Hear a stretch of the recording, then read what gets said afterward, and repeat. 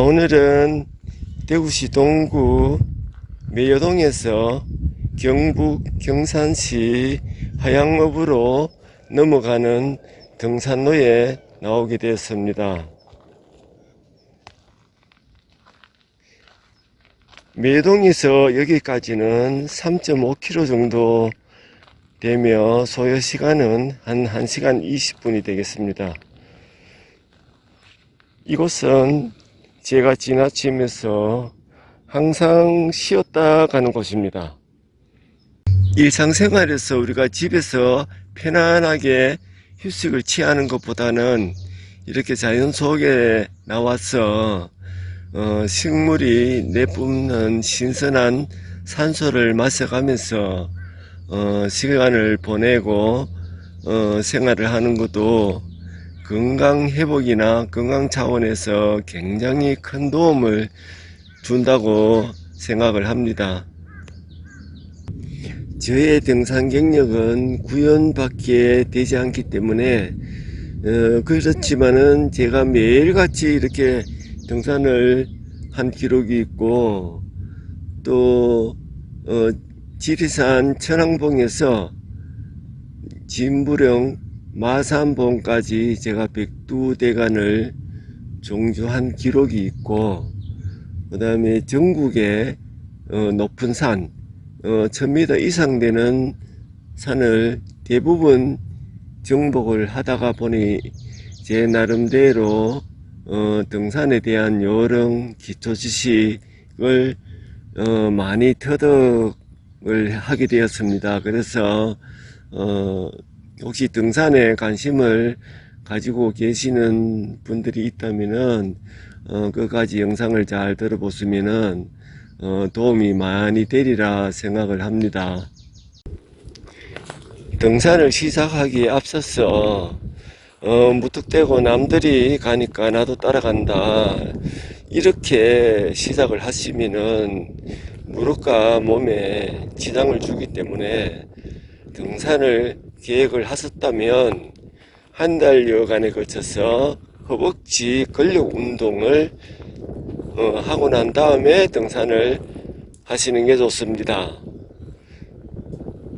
또 주변의 낮은 산부터 차근차근 산을 오르는 것이 원칙이고, 처음부터 높은 산을 오르려고 하게 되면 우리 심장과 폐가 미리 준비도 안 된 상태에서 부딪히는 거부감이 굉장히 심할 겁니다.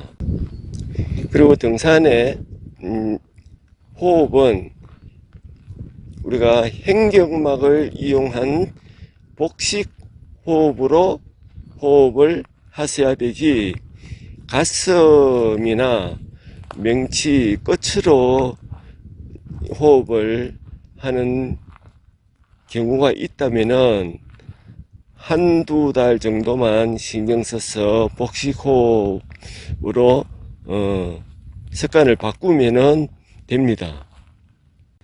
그리고 도시 근교에서 산행을 하다가 보면은 배낭도 안 메고 또 물병도 없이 그냥 맨몸으로 등산을 하는 분들도 간혹 눈에 띄는데, 우리가 등산을 하면서 땀을 많이 흘리게 되고, 또 땀을 흘리게 되면 혈액에서 수분이 많이 빠져나가는 상태가 되기 때문에 피가 좀 혼탁해진다 그럴까요?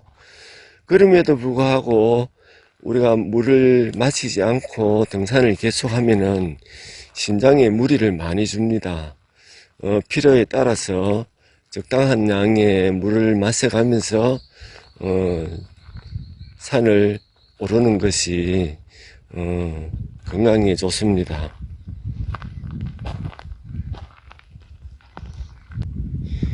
그리고 우리가 배낭을 메지 않고 등산한 분들도 종종 볼 수가 있는데, 우리가 배낭을 왜 메느냐 하면은, 물론 맛있는 간식을 배낭에 넣고 다니기도 하지만, 더 중요한 것은 우리가 내리막길에서 미끄러졌을 때 이때는 엉덩이에 부딪히는 충격이 굉장히 크기 때문에 1차적으로 배양이 그 충격을 완화시켜 주는 효과가 있기 때문에 그 추장스럽더라도 배양을 메고 다녀야 되겠습니다.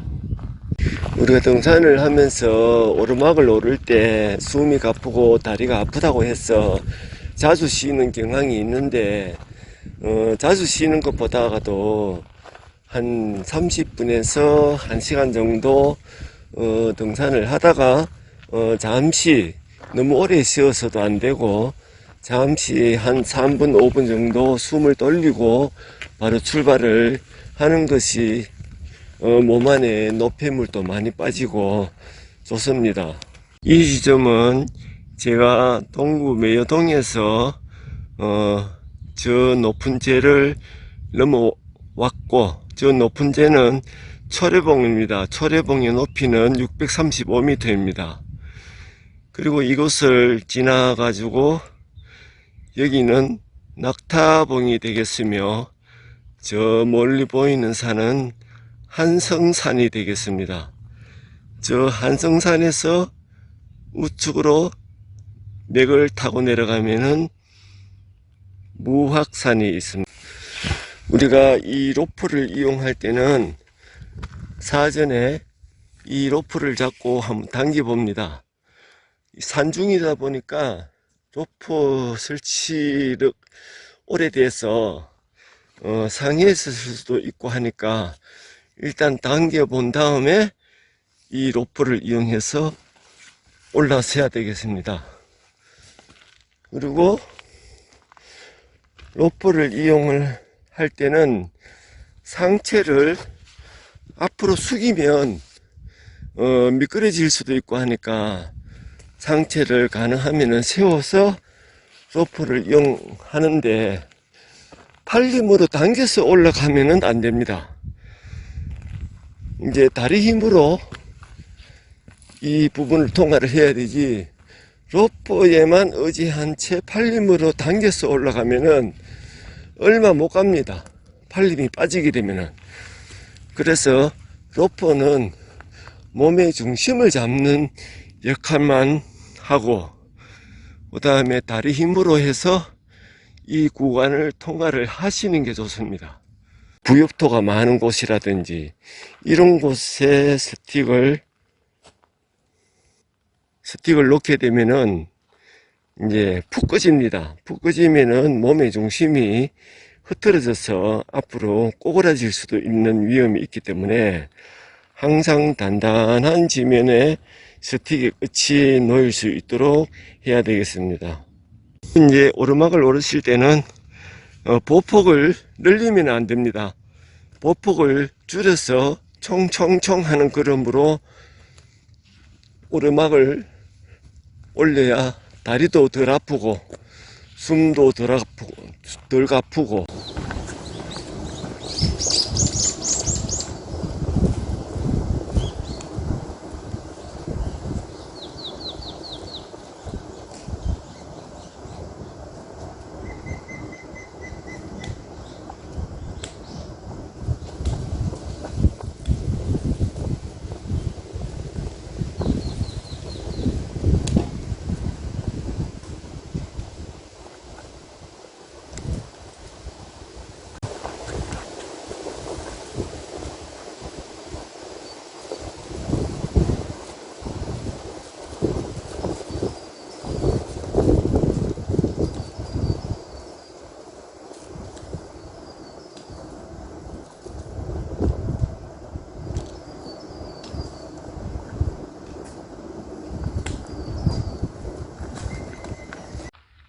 (4월) 중순이 넘어서면서 뱀들이 깊은 겨울잠에서 깨어나가지고 등산로에 햇빛이 잘 들어오는 곳으로 일광욕을 즐기러 나오는 게 되는 시기이기도 하고, 그 다음에 뱀들이 추운 겨울이 다가오면은 산 위로 많이 올라갑니다.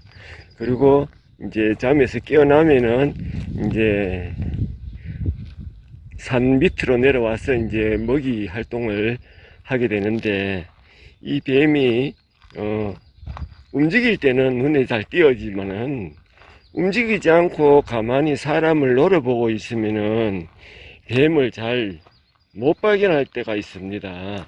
뱀이 잠이 많아요. 잠이 많다 보니까 길거리에서 널브러져 가지고 잠을 잡니다. 근데 그게 어떻게 빨리 걷다 보면은 나무 뿌리가 엉켜 있는 것처럼 이렇게 보일 수가 있거든요. 근데 뱀은 밟게 되면은 무조건 100% 물리게 됩니다. 일단 뱀이 물리면은 119와 통화를 먼저 하면서 이제 휴대폰을 켜놓은 상태에서 이제 뭐 어떤 건이 있다면은 그 물린 자국 위에 윗부분에 설정 묶어야 됩니다. 너무 꽉 묶어버리면은 그 독이 그 국한된 자리에만 퍼져 있기 때문에 그 피부가 괴사가 될 수가 있기 때문에 조금 이렇게 손가락 하나가 빠져 나갈 수 있는 그 틈을 내비려 두고 묶고 난 다음에 112와 교신을 하면서 이동하면 되겠습니다.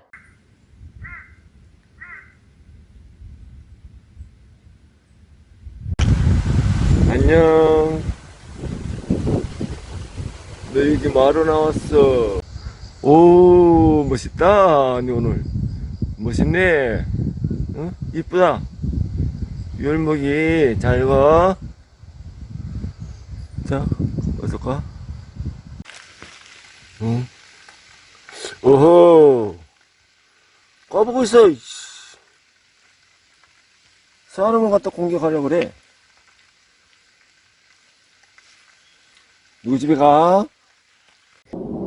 그리고 이제 우리가 등산을 하다 보면은 멧돼지와 부딪힐 경우도 종종 일어나게 됩니다. 그 멧돼지가 위험할 시기는 보통 새끼를 거느리고 있는 한 5, 6월 경에 그 새끼를 거느리고 있기 때문에 새끼가 어미를 따라 도망을 가면 되는데 뒤쳐가 있는 상태에서 멧돼지와 부딪히면은 멧돼지가 굉장히 공격적으로 바뀌기 때문에 그 자리에 서서 일단 슬그머니 배양을 벗어 팔에 짚니다.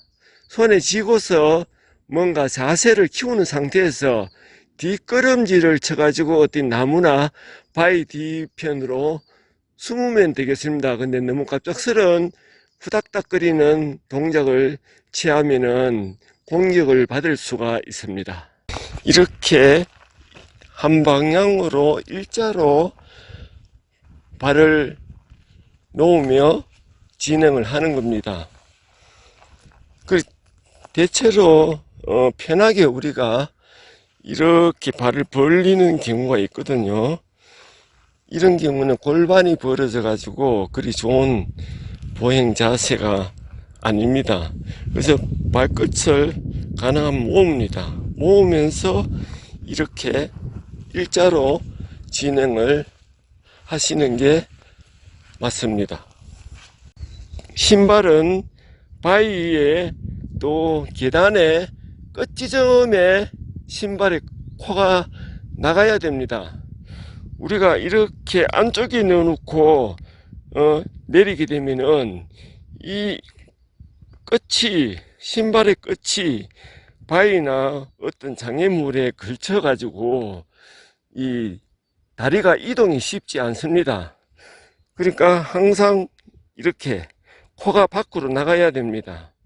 이걸 자칫 잘못하게 되면은 심하게 다칠 수 있는 원인이 될 수 있기 때문에 항상 계단이나 이런 어떤 턱이 있는 부분에서는 발끝이 이 장애물의 끝지점으로 나가야 된다는 것 꼭 기억을 하셔야 됩니다. 나무 잎이 참 싱그럽잖아요.